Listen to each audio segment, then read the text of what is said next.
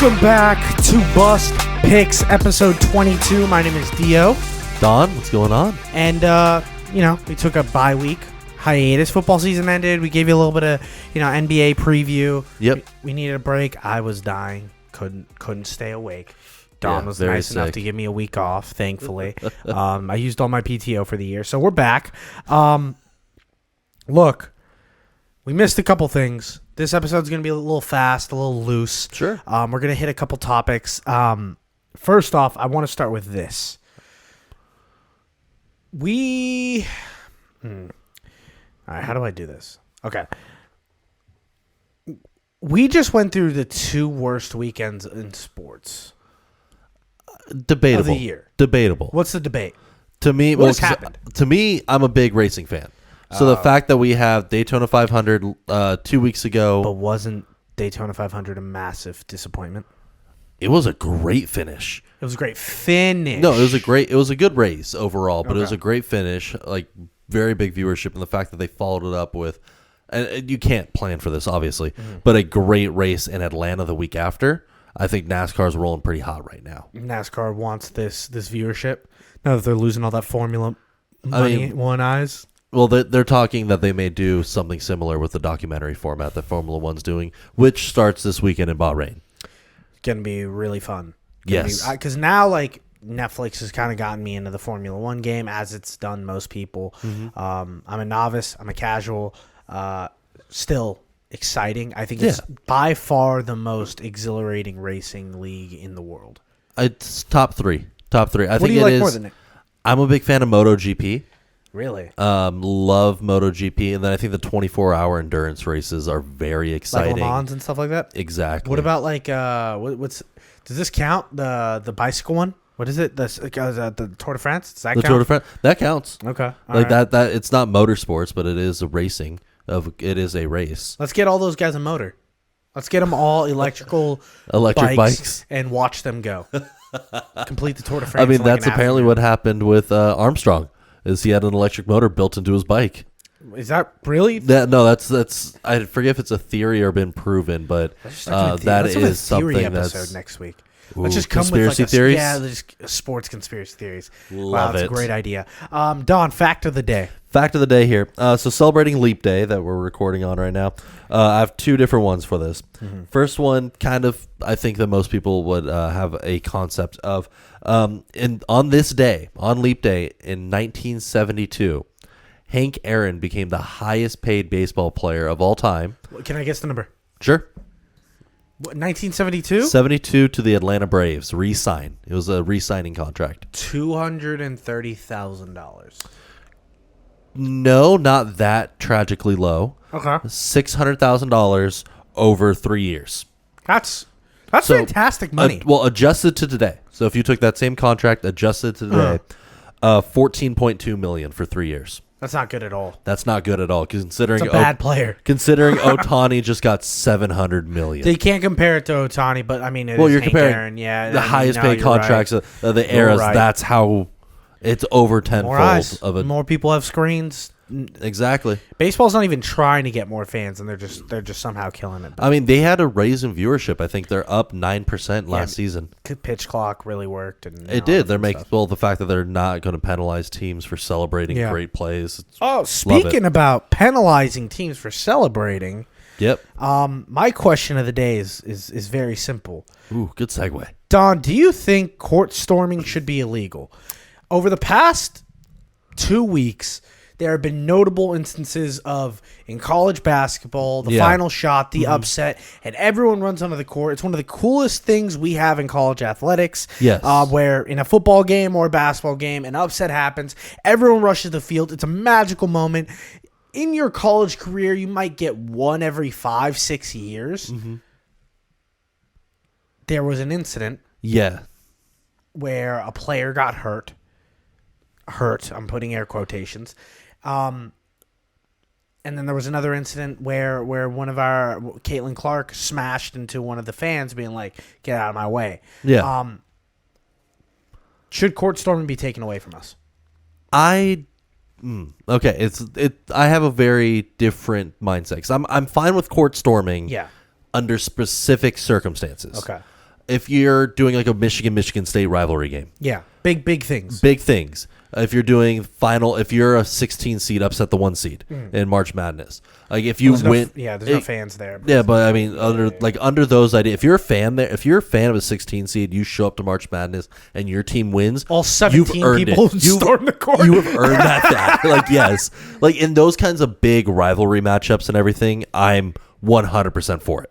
Okay. If you've just upset a team, If you beat if you're an unranked bad team and you beat a top 5, top 20 team, that's a huge moment. it's a huge moment, and you know that these fans are going to do it, whether or not the public agrees. Fans are going to do it because they overwhelm security.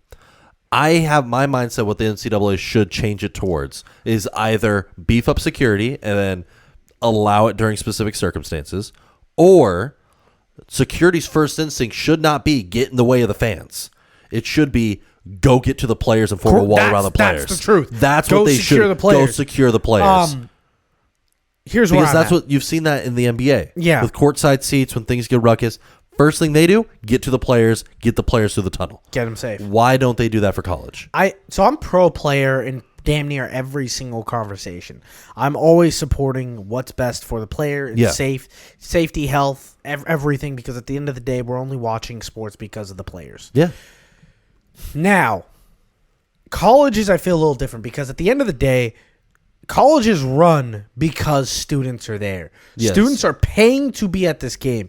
Students are paying for this Not college's always. tuition. Well, they're paying for the tuition. Correct. But- That's their. I was going to say a lot of college students get into these games for free. If you belong to the school, they oftentimes will give you free tickets to students. Yeah, but like not a Duke, North Carolina game. Those students have to pay for those tickets. Yeah, but they get them like 50% off or something. Sure, Yeah. but like that doesn't minimize the fact that they've been there. But the they're school's not part of making- this organization. They are part of the organization. Yes, it's at not that like point, yeah. It's not like me being a Lakers fan. I am a Lakers fan. I have no affiliation to the Lakers organization. No. They are part of The North organization. Carolina. Yeah. They are as much of the team as the players are. If we're taking that stance, yes. I am taking that No, stance. I'm for that. It was more, I don't think the team is there because of the student base. Like, the student base isn't funding the team. Correct. TV deals and everything else. Yeah. Yeah. That's what I was saying. It's like the tickets are often free. That's nothing. Do you to think them. they're going to take away our court storming ability? I think they will start drawing it back, especially with the injury. I know He's fine. he was fine, but it was a bruised knee. It is- which after a game where you're running for an hour straight and then you get great. hit, Yeah, not like great. exhaustion takes over. Your body can't take it. Yeah. Like that happens in pro athletes too. Is after the game you see them limping off the court, one trips and fall. It takes your body's drained. I limped off the court yesterday playing pickup ball. Exactly. So like I get it. Yeah. If anyone knows it's an athlete like me, Especially when you hit especially a knee injury. Like Yeah. those are scary. Yeah, like bumping even if it's knees. just a bruised knee, like Nasty. just a bruise or just you bump knees, yeah, you're fearing the worst immediately. it's gross. Let's move on to the NBA All-Star recap. I know this happened 2 weeks ago, but we're going to touch it for a quick second. I want to talk about a few things, Sure. things that have been on my mind that I've wanted to talk about. First things first, I want to talk about the celebrity basketball game. Why are we still doing? First off, why are we doing All-Star games anymore? I'm fine with All-Star games. I like All-Star games a lot. I might be the only person. when they mean something. They mean nothing every time. Well, it used to be. So if you watch early 2000s, 90, like basically from early NBA through the 90s and early 2000s. LeBron, you're gonna be like he didn't want to do the dunk contest. So No. now I'm the not. NBA Well, game- I mean, I'm not taking the Stephen A. Smith idea Yeah. now. But you saw it used to be the players competed. Like there was guys who wanted to go win, and then they realized this is probably a bad financial decision. That's the change, and that's what made it unwatchable. Yeah, So it's either if the All-Star game should be get guys who could use the extra spotlight, those tier 2 stars who are going to go and try to ball out and play hard, yeah, or just make it a skills competition like the NHL has done. yeah. NHL, Like make it fully into skills, and so that way it's like there's less risk of an actual Yeah. game, and make it more that you're competing, because that's the idea of the All-Star game in my mind. That's the point of these kinds of games is matchups you normally wouldn't see in an isolated scenario. Who's the better player this time? Who's the best at this point? I just think like there's no reason. These guys don't care. They play way more aggressive and real in like their pickup games during the off season. Yeah. Which is like, because having an all-star game in the middle of the season when these guys are all duking it out, like, it doesn't help. Well, I mean, I also think, I have an idea.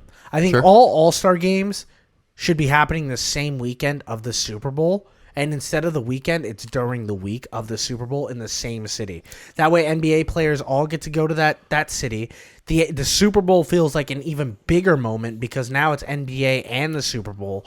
And now during the week, you can like be there all week. Next year, it's in New Orleans. You're telling me people fly in on Monday, watch a 3-point competition on Tuesday, dunk contest on Wednesday, All-Star game on Thursday, Friday, you do the NFL I think honors. you're going to have a drop off dramatically. Really? Because the casual fan is not going to watch a week's worth of content straight. I don't know. The casual fan, I feel there's going to be a high risk of burnout by the time the Super Bowl rolls around. So it's going to be. But it going after the Super Bowl almost feels like a slap to the face. You're like, this is what we have. Well, it makes. But I want. By the time after the Super Bowl ends, I want to watch real basketball games. Yeah. And now I have to wait like another 2 weeks. No, I think that their timing towards the Super Bowl could be adjusted. Yeah. But it's the idea that there is not any fan buy-in because there's no real competition during the actual main headlining game. Yeah. Like, there's no reason. Like, if you're just watching it for the highlight dunks, do the dunk contest. So- if you're going to watch it for highlight crazy shots, 3-point contest. Like, there's no reason to watch no one play defense and for teams just to run in the lane, Luka to throw full court shots. So here's there's no buy-in for me. Here's where I'm at with the celebrity game. Yes. I have a few notes. One, Puka Nacua is an all-star athlete. Yeah. Across the board. 100%. Him dunking more than once in the All-Star Celebrity Game, it's just like, wow, this guy's great. Micah Parsons is another like elite athlete that we're gonna be talking about in like the history books of like, wow, this guy really could have done anything he wanted. Yeah. And Kai Cenat being there is I don't know if you know who Kai Cenat is. He's like a big streamer on Twitch now. I know you're not in that world. I knew him because of the game. That's Correct. it. Is him saying before the game and getting a bunch of hype videos saying he's going to drop 20 and only dropping 4 points is the villain arc I didn't know I needed. It's so funny. It's so funny. I have a beef with the celebrity game, honestly. What's your beef?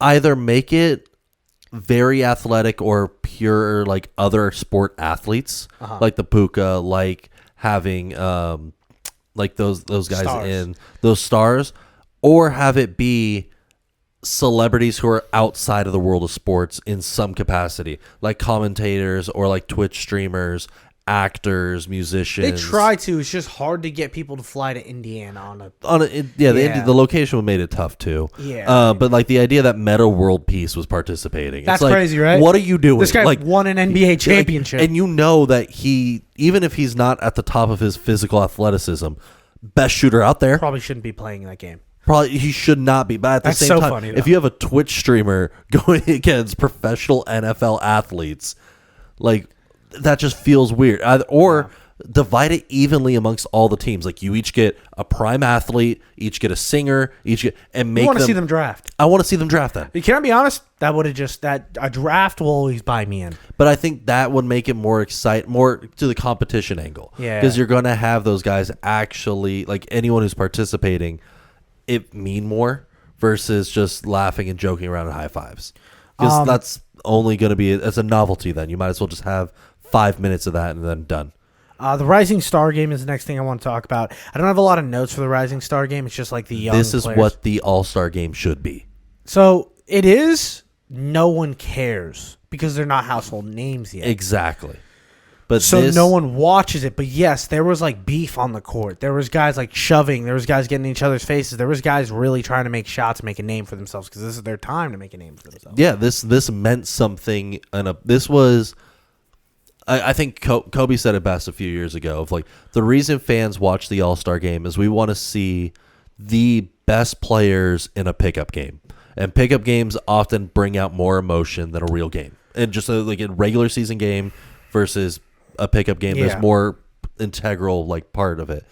That's what this was. This got chippy. Yeah, this I got liked it. dirty. This meant even though it meant nothing for the records, there wasn't any big pay. Like, oh, you win, everyone gets $1 million. There wasn't any big stakes on the line other than your reputation and how people look at you, and that meant a lot. In a weekend where reputation and how people look at you, the 3-point contest is one of the most viewed things that the NBA does.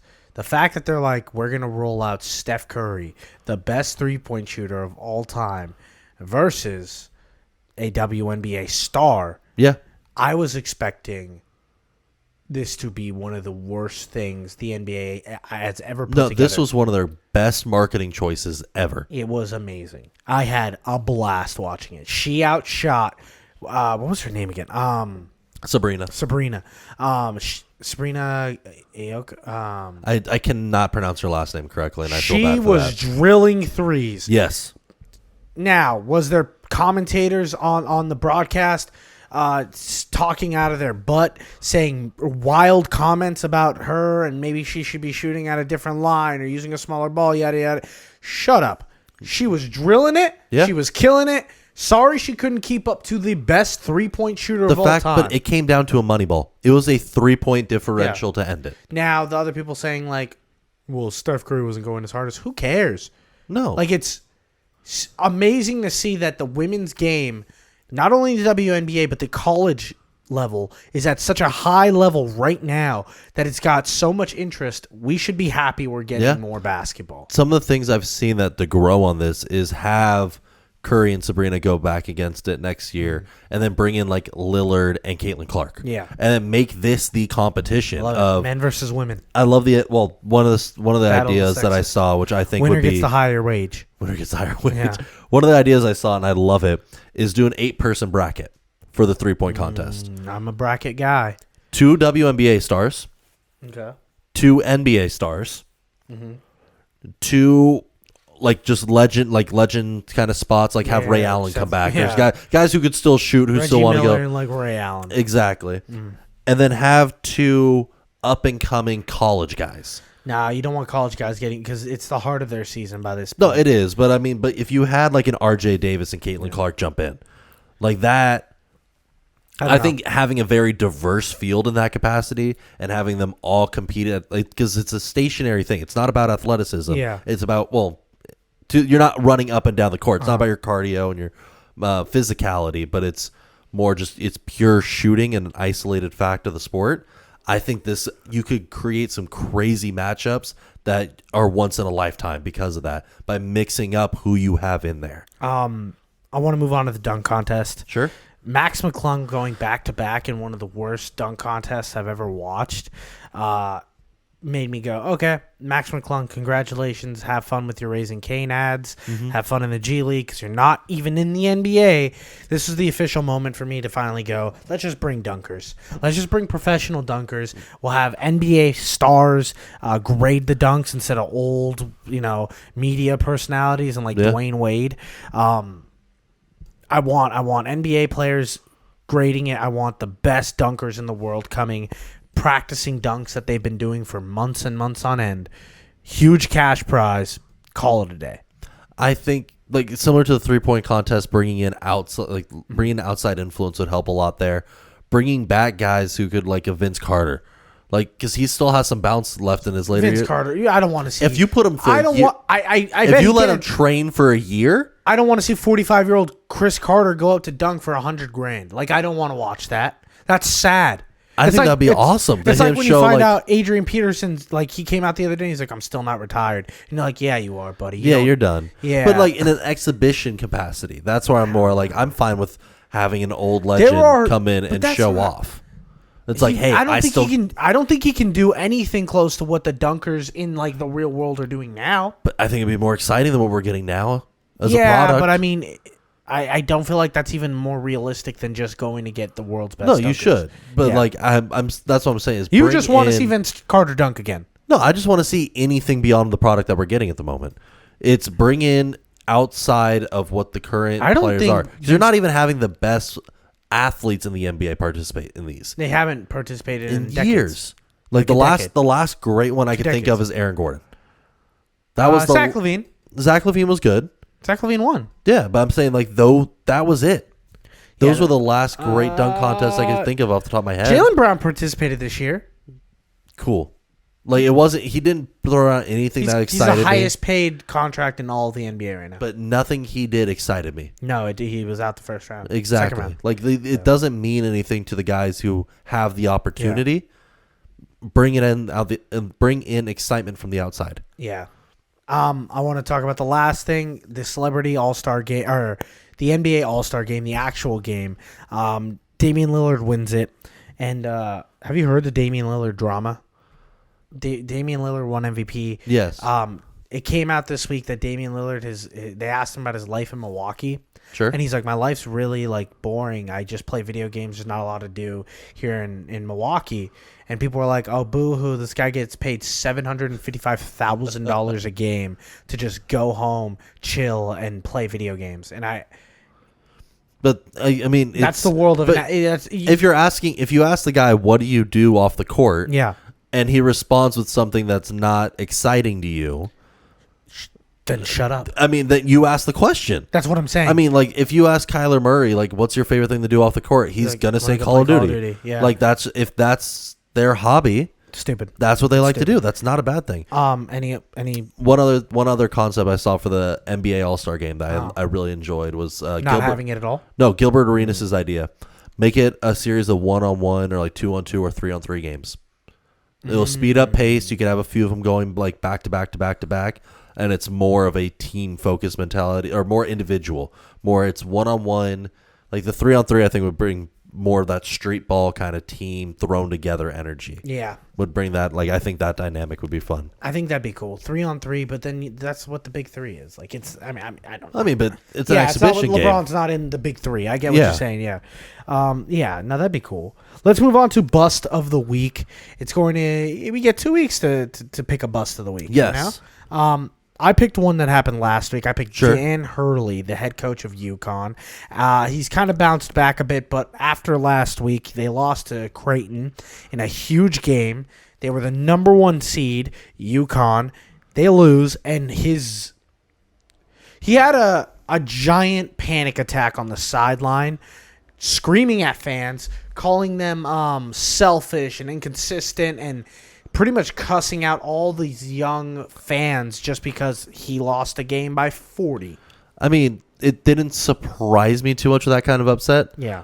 Creighton's undefeated against number 1 seeds. They're 16-0. Like Creighton, every time they've played a number 1 seed, It didn't surprise you? it wasn't a oh my god, this is the mind shocking upset. I mean, it was Considering the fact that they won that much. the fact that they won by that much was surprising. Yeah, that's the huge. fact that UConn had a shot at losing that game wasn't mind boggling to me. But the reaction afterwards of you lost 1 game and you're having a full meltdown as a head coach. Like what? Like it's not college football. 1 game doesn't knock you out of playoffs. You're still one of the top teams in the country. No, you're right. Yeah. Like they're what are not you on doing? the bubble because you're not of this. exactly. It's like that. That to me would worry me as a player. Yeah, I don't like the way he acted. I think college basketball coaches and college football coaches own their universe in a way that I think is detrimental to the health and safety of people around them. Yeah, no, I think it really is. They're rulers of their own kingdom, and they don't like when it's messed with in any way. Yep. They really don't have their ego's so inflated that they really don't have the ability to really handle the realities of what sports can be sometimes. No, it's true. But Don, who's your bust of the week? My bust of the week, I've been going back and forth, but it was something I think we wanted to talk about, kind of cut it a little bit. Talk about it right now. Mine is the MLB right now. Because of how they've now doubled down on this jersey incident. Okay, well, let's talk about it now instead of later. Because, at first it was, okay, let's just cover what's going on, and we'll talk about the jerseys. And then you're reading more and more of the PR statements made by the commissioner. Let's do a quick breakdown on what's happening in the Sure. MLB. Right now, the MLB got new jerseys. It started with fans getting these jerseys put out for the fan base, and fans were getting these jerseys, and they're like, this quality is lower. It's the numbers are cheap. smaller. The names are smaller. It's cheap. The stitching is off. It feels significantly it's not even cheaper. stitching anymore. They're iron-on, heat-soaked patches. Correct. Which is even worse quality. And they're charging more for it. 180 average right now. So, and 2 years ago they were 145. I Yeah. know this. I sold jerseys for a living. So then they were like, all right, well, at least the players are going to have good jerseys, right, Don? They use the same jerseys for the players. And the players are like, well, what the hell is this? Yeah. These jerseys are so cheap. Fanatics is like, we made these. They're garbage. So And Nike got the exclusive contract for the jerseys this season. Correct. But Fanatics still makes the Yeah, jerseys. so Nike was in charge of design. Correct. And they were in charge of concept. Correct. They then subcontracted Fanatic out to manufacture the jerseys. Nike has now exclusive contract for the NBA, for the NFL and MLB. The only major four they don't have is NHL. Yeah. Which is still through a Canadian firm, and the NHL's made it very clear they're not changing. Yeah. Um, It's Reebok, isn't it? Reebok makes their for sale public jerseys. Correct, yeah, Their yeah. game jerseys is still exclusively made through a Canadian. I hope it never company. changes. And they don't want to change. It's a tradition thing like for it. them. I like it. But it's strange the MLB made this change during an era where quality assurance is at an all-time low for the fan base, Yeah. as there's issues with the baseball. Dude, I don't buy new jerseys. You know this. I only buy older, like 2000 because that's jerseys. the better quality ones now. Way better. But you have, but where I'm calling this a bust of the week is not only the bad quality, the fact that like the photo shoots teams are doing, you could see the player's genitalia through the pants. The pants are the worst part of it. Very there are, thin. not even in photo shoots, practices. Guys are bending over, and there are crazy photos of just their what whole you can see, junk. everything. Jock straps, everything. Well, so what a lot of the players have spoken out against Mm-hmm. is that it used to be they would have a tailor come into the team Mm-hmm. locker room, take everyone's measurements, and then fit the sizing based on comfort and based on their body type. Okay. So if a player wanted to wear something a little bit baggier, they would get the measurements, add a little bit, wear them baggy. Because that's what they should. They're the tip top of the sport. They Yes. should be being treated like that. Exactly. These jerseys and the pants and everything now are one size fits all. Mm-hmm. Like if you're an extra large, they just give you the same generic extra large that everyone else gets, which is making a lot of issues for pitchers right now. Because pitchers traditionally very thick thighs, very big butts. Pitchers are very like finicky and like traditional and superstitious with the way that they are in life, period. They are, but not only, but their body types now are, you're seeing the tears almost in the pants just because they're too big. Yeah. Like the Cincinnati Reds had already a logistics issue. They wore pants for their first opening spring training games. 2 seasons ago, pants, because Fanatics couldn't even get the pants to them on time. Well, you're already seeing what these team? issues. Cincinnati Reds. Cincinnati Reds. No one cares of the Reds. But this has become the issue: is you have these players speaking out, you have coaches and fans speaking out, and the MLB doubled down. Yeah, They're that's saying crazy. like that's the crazy part is you have basically almost everybody that is relevant to your product. Damn Rob Manfred. And Manfred's now coming out going, "Oh, I think they'll like it. Just give it time. These are the most top quality jerseys of all time." It's like clearly they're not. No, and then Nike that pisses me off. Yes. They're the worst jerseys that I've ever seen. And you would think that an organization that makes that wants to put out the best quality, that when the number one thing you're doing as a sports fan is looking at the jersey. Yeah. That's the number one product. Yep. They sure don't like to skip out on the ads that are on the jersey. But that's the ads only came in the last 2 years for the MLB after Manfred has gone on statement when he was first brought in as commissioner in 2014, I think. And he said, we would never had ads on our jerseys and we'll never have ads on our jerseys going forward. Okay. 2 years ago, we went back on that already. Yeah, because they were like, here's money. And he's like, oh, money? Yeah, let's do this. And it's like, okay, you're going back on that. It's almost like baseball loves to alienate fan bases, new fans, and like the loyalty of their own players. It's almost like they're self-sabotaging their own sport. It feels a like sport it. that they swear up and down the street is the greatest, most perfect thing ever assembled. If it really was, you would treat it with any basic human decency, and they can't. No, they can't. And then you had a few players now come out. I think Arenado's one of them, Nolan Arenado, and there's a couple others who've all come out praising these jerseys, who've said like, "Oh, it fits like my favorite shirt," or a few of them like, "Oh yeah, this is what like it feels amazing." Do you know what one thing that all these guys have in common?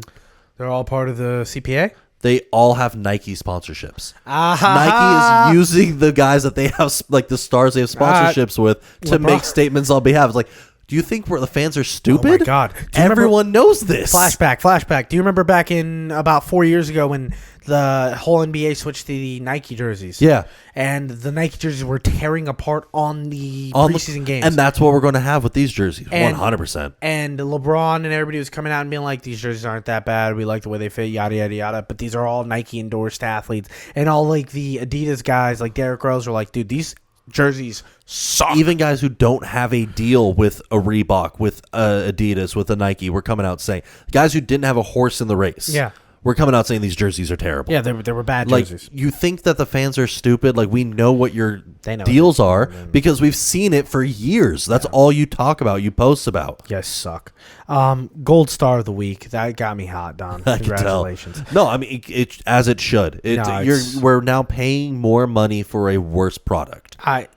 You're not getting me. No, I'm not going to buy any new jerseys. I am now at a age where if you were trying to make a quick buck on me for something that isn't worth the dollar, I would rather spit in your face. I'd rather go buy the knockoff jerseys that you can go get in like downtown LA and everything. It's because they're the same quality. They're damn near forcing us to. It's the same quality. Yeah. For half the price. Why would I bother buying your product? Gold Star of the Week for me is Austin Matthews. Last week he scored.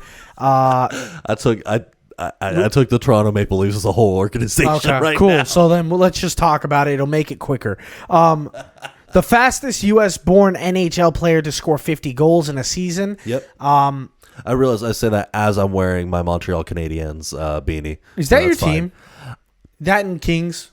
I don't have one definitive team in the NHL. I know I should. No, I know I should. Oh, me neither. Let's spin a wheel for it next week. I'm good with that. Like, I like the Canadiens because my family's like from Montreal. Yeah, I like the Kings and the Ducks, but like I don't because I grew up watching them a lot. Yeah. My first ever gear from an NHL team was the New York Rangers. So I've always been partial to the Rangers. You had as that well. Rangers beanie when you were a kid. I remember that Exactly. Yeah. So like there's different emotional ties to a lot of things, but I haven't settled down to this is my one definitive team I follow forever. Yeah, we should. Like I like the Toronto Maple Leafs because of Steve Dangle and the Steve Dangle podcast. I enjoy listening to him as a commentator. I like his takes.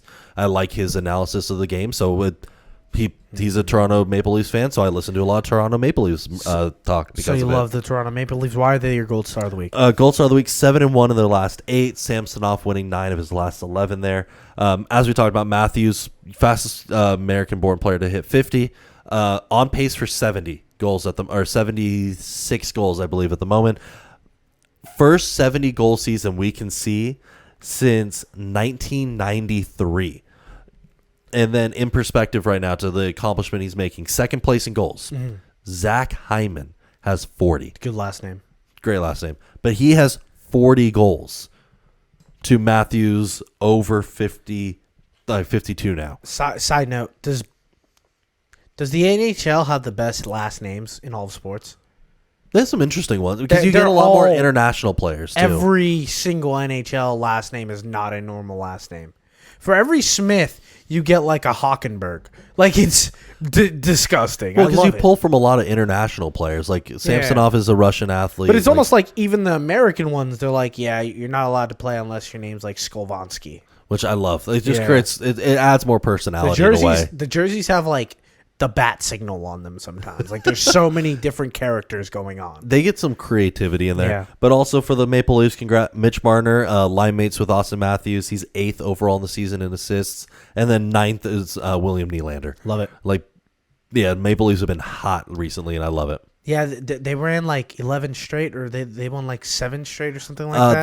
They've 7-1. They lost their last game the other night against the Vegas Golden Knights. Really good team. Good team, and they beat the Knights pretty badly when they played in Las Vegas a couple games ago. So I was like, okay, this is just breaking even at this point. Let's move on to a topic me and you have talked about. Yep.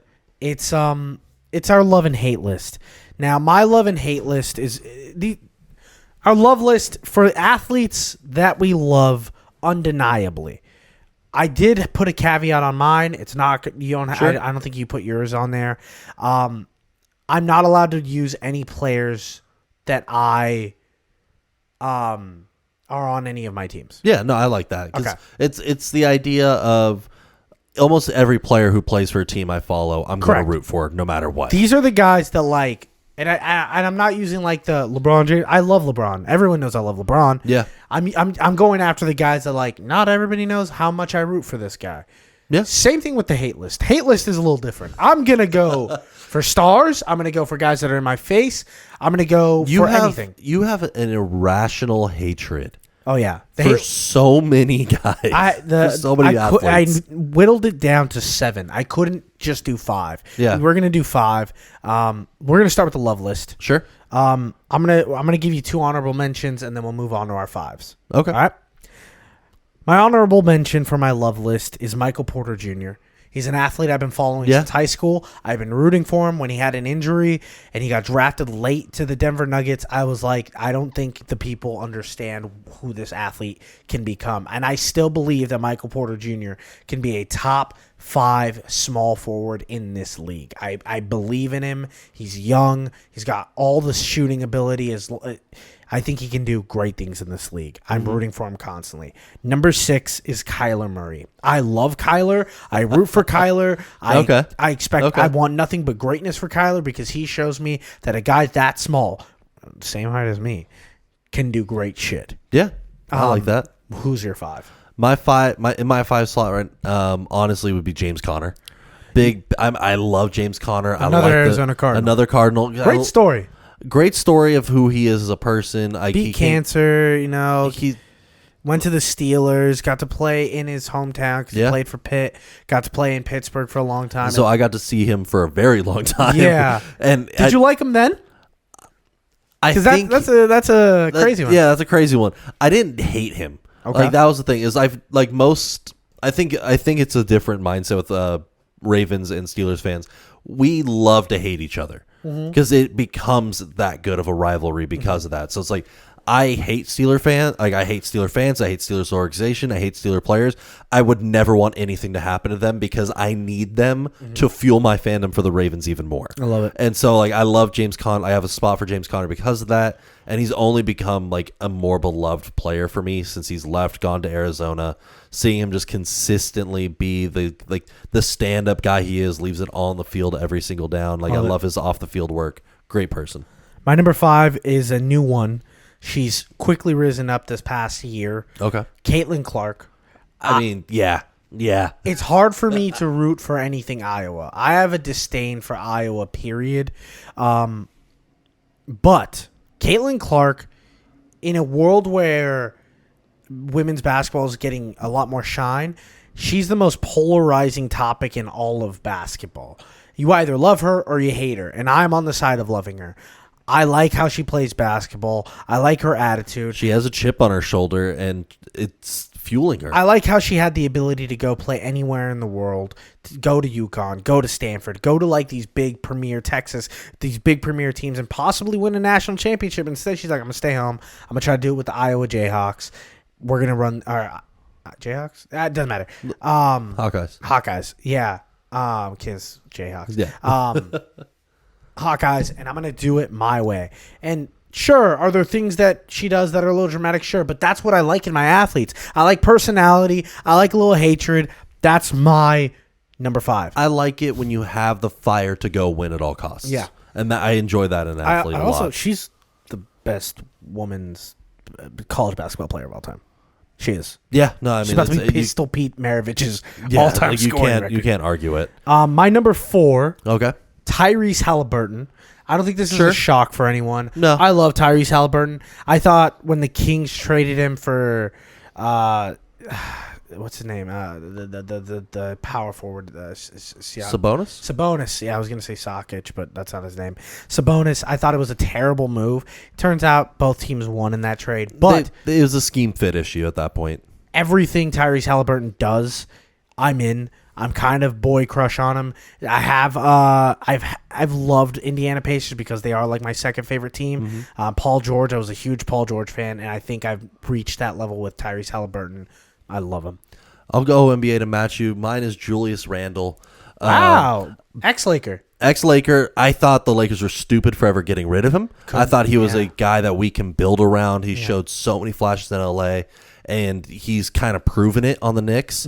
He's done he's out right now with injury, but I mean, he's shown he can be the star that he is. He hasn't changed his game style. I love him. I do really enjoy his authenticity on the court. Yeah, he's himself. He is himself, and I am so upset that we got rid of him still, because imagine him and AD would have been a crazy combo. I can't do that because people are like, what if we kept Lonzo? What if we kept these players? No, I mean, you can do a lot of whataboutism. Yeah.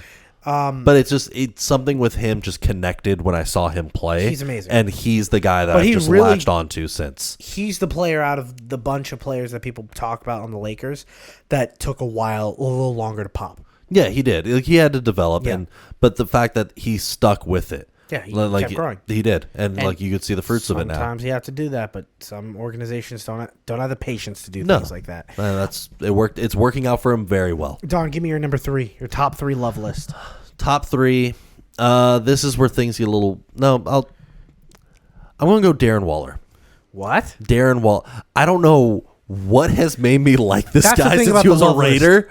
Like, just something like I mean his story obviously like overcoming addiction, like being able to be in a place in your life where you can take a step back, go work on yourself, and then come back even better. The fact that he has been able to produce at an elite level with arguably very bad teams, and he doesn't complain.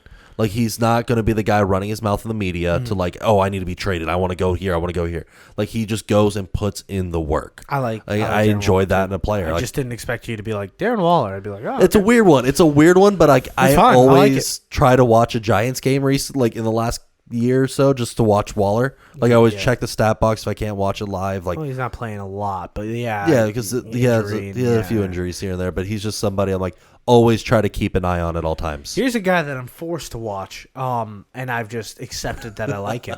Mine's Micah Parsons. My number, I love everything. I was gushing about him in the celebrity game.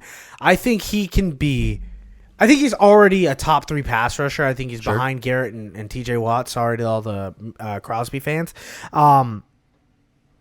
I think he can be a transcendent pass rusher all time, no problem.